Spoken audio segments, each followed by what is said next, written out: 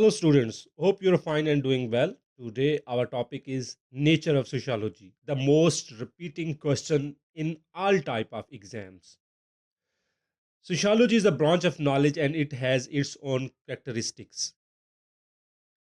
अब जब हम नेचर ऑफ सोशियोलॉजी की बात करते हैं, तो हमारे पास एक सोशियोलॉजिस्ट थे जिनका नाम था रॉबर्ट बर्स्टेड। उन्होंने एक बुक लिखी the social order.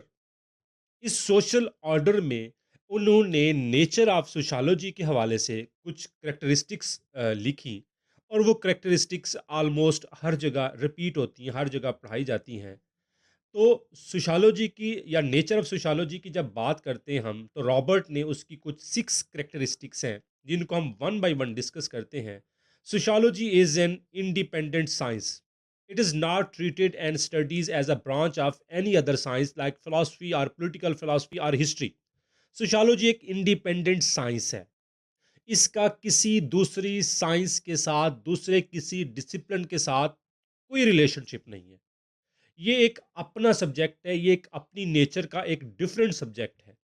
Sociology is social science and not a physical science. जब भी हम फिजिकल साइंस की बात करते हैं, इट मींस कि ये फिजिक्स, केमिस्ट्री एंड बायो की तरह नहीं है। ये सोशल साइंस है।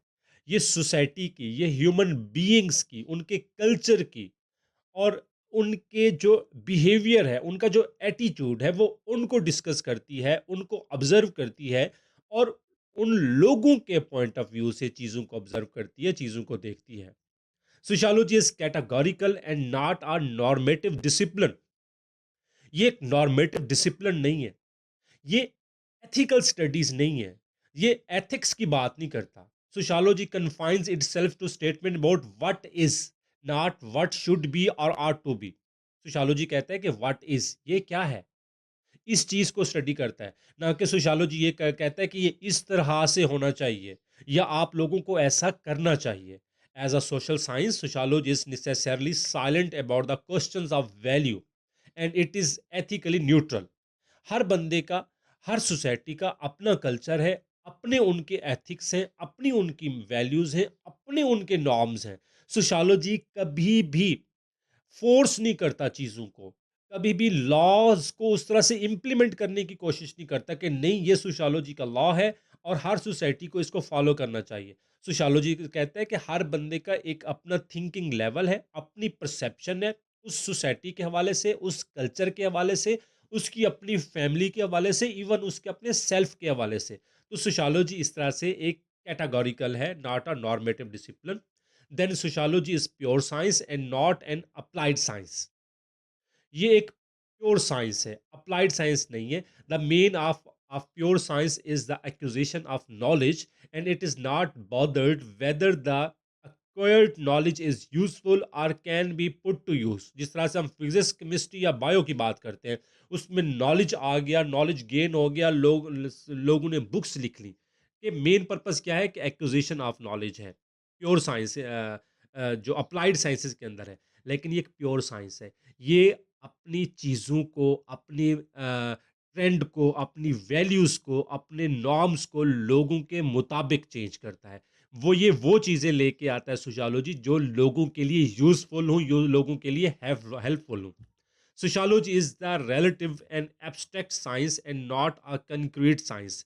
एब्स्ट्रैक्ट साइंस में ये है कि सोशियोलॉजी आपको किसी एक बिहेवियर के मुतालिक, किसी इंडिविजुअल, किसी सोसाइटी के मुतालिक आपको बहुत सारा थियोरेटिकल बैकग्राउंड दे देता है, क्योंकि सोशियोलॉजी हमेशा लोगों को उनके कल्चर के मुताबिक ऑब्जर्व करता है।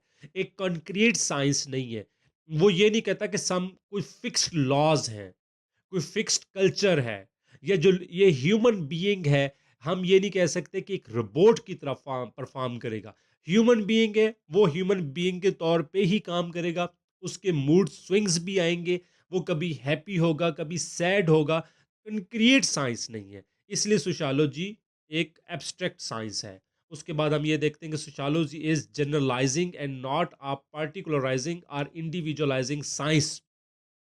और जो नीचे वाला पॉइंट है, sociology is general science not a special science. इन दोनों में ये दोनों पॉइंट्स एक जैसे ही हैं ऑलमोस्ट। इसमें यह है कि sociology tries to find out the general laws और principles about the human interaction and association about the nature, form, content, and the structure of human groups and societies. It tries to make generalization on the basis of study of some selected events. Sociology कभी भी आपकी complete population को study नहीं करता. Sociology हमेशा एक sample size select करता है, बाकायदा तौर पे रिसर्च होती है, उसमें आप अपनी पॉपुलेशन को सिलेक्ट करते हैं, उसमें से आप एक सैंपल कलेक्ट करते हैं, और जब आप एनालाइज करते हैं तो उसमें से जो फाइंडिंग्स आती हैं वो पूरी की पूरी जो सोसाइटी है, जो पूरी कंट्री है, जो पूरा कल्चर है, उस पर इम्प्लीमेंट कर दी जाती हैं कि इस सोसाइटी में, इस कंट्री में अगर 1000 लोगों का बिहेवियर ऐसा है तो ऑलमोस्ट बाकी लोगों का बिहेवियर भी ऐसा ही होगा. मतलब इसमें आप चीज़ों को स्पेशलाइज नहीं करते, कि नहीं पर्टिकुलर नहीं करते, किसी आप एक इंडिविजुअल को टारगेट नहीं करते, आप हमेशा जनरल पॉपुलेशन की बात करते हैं. उसके बाद sociology is both rational and empirical science. ये रैशनल भी है और एम्पिरिकल भी है, क्योंकि हम देखें कि हम चीज़ों को यहाँ पर रैशनली ऑब्जर्व करते हैं और उनकी साइंटिफिकली उनकी ऑब्जर्वेशन होती है. इस तरह से जो भी फाइंडिंग्स सोशियोलॉजी की रिसर्च के दौरान आपके सामने आती हैं, तो आप ये देखते हैं कि ये चीज़ें जो है ये रैशनल भी हैं, कि एक जो ह्यूमन माइंड है वो उसको एक्सेप्ट भी करता है, क्योंकि वो चीज़ें scientifically according to the human nature observe की जाती हैं, रिसर्च की जाती हैं और उसके बाद इम्प्लीमेंट की जाती हैं.